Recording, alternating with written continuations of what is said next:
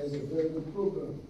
Of course, the hope is. I hope that after we contribute to a good part, and the thing about the critical knowledge, the past like no, like a so we get to we get really nice now. Another thing about same characterism of the system.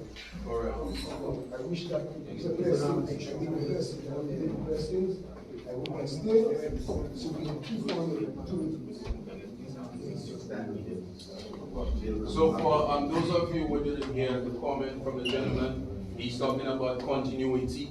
Once we're done with this training, what else is there? Even something that we will be doing ongoing. It's twofold. One piece is, of course, we want you to take the skills that you learn here, bring it back into society, rehabilitate yourself, allow you to contribute meaningfully to society, right? The other piece is we can monetize this, and you guys, once you become experts, you can actually make your candles, make your soaps. We can provide some marketing component, sell it. The possibilities are endless. But at the end of the day, it also boils down to the individual, how driven you are, right? And if you win the thing. Make sense? Yeah, it makes sense on the tip of what you just said. If we willing to take it further, why willing the kind of life we live in, I would point them that we willing to take it over because it's a trade, it's a skill. But the thing about it, I don't criticize nobody. After you all go, you just need 7 and nothing. I have to talk straight in because when I'm paying, I go back to judges and them telling me, why you in the trade? Why you in the trade? Because I was an up and down thing and I'm not ashamed. Because different things come in my life, all different type of things. We even say scared is my brother. Look at what they say about me, Brian Francis. So this is a very good program. I wish it would keep on going in the gym because I know the truth feeling.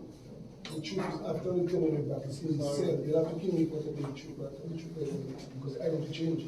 No.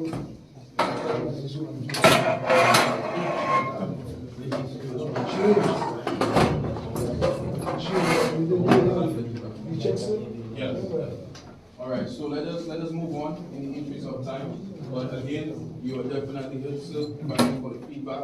Anybody else with questions or comments or making, feel free to ask.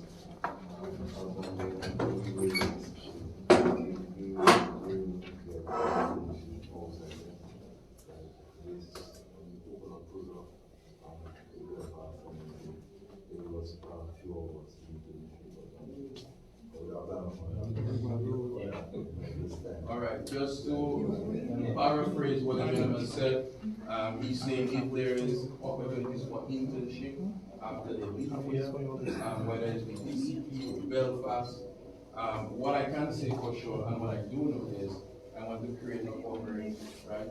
So makers, candle makers, and then we can pull resources together, of course, and then we can export, we can market, we can create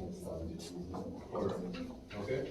So in terms of registering your business, how to sell your brand, how to market, social media, all of those things, as part of the cooperative, we can come together and create those things. All right?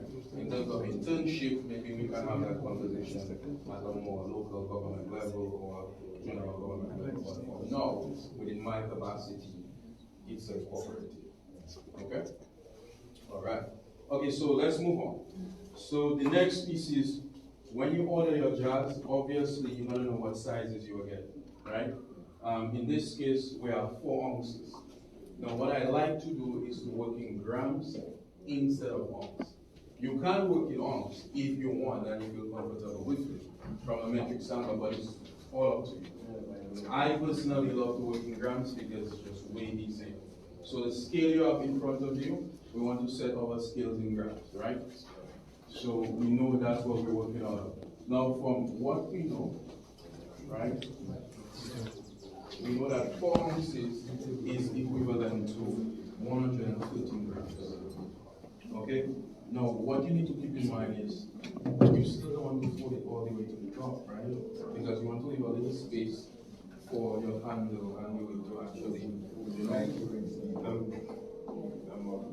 yeah. So what you want to do is please count some of the grabs to accommodate for that. And what I would do, which I normally do, is at least instead of the 113, I'll maybe do 109 or 110. Okay? Yeah.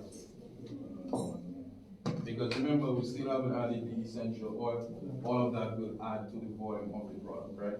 So you can discount as low as you want, but at the same time, please keep in mind you still want to make sure you have a full jar of candle wax.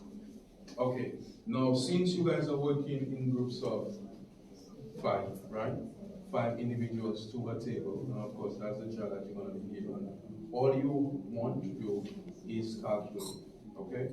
And from a calculation standpoint, you say 100 and let's say we're 10, you multiply that by 5. And my good friend is very good with the mathematics. He can calculate that thing even without a calculator.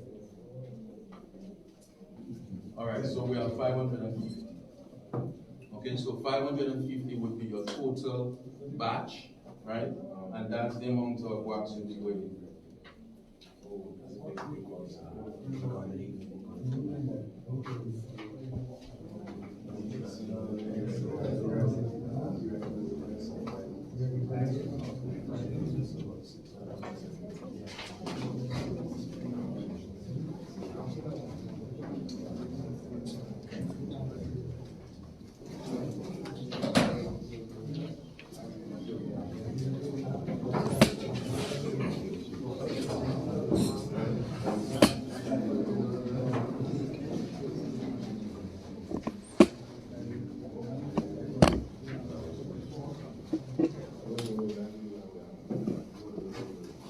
This is what we're working with today, soy wax. Soy wax has become pretty much a big thing in the candle making game right now. There are multiple different waxes that you can use, okay? I like coconut wax. It's also something that's creating a niche within the candle industry. But I think for just trading purposes, soy wax will do. Beeswax is more readily available, okay? So if you can get your hands on beeswax, that's also good. In my experience working with beeswax, you get hard very fast. So it's something that is really a wax that's good for advanced candle making, person that already have some working knowledge of how to make this candle, right? Soy wax is natural. On the document that you also have something called paraffin wax. Paraffin wax has been a synthetic wax used across many industries. So a lot of people are moving into more of the holistic candle making experience because those paraffin waxes have been known to cause cancer and other long-term illnesses, chronic illnesses. So my question to you guys is, figure out what type of wax you want to work with, and how you're going to use that wax to market to your customers. Huh? Okay, no. Yes.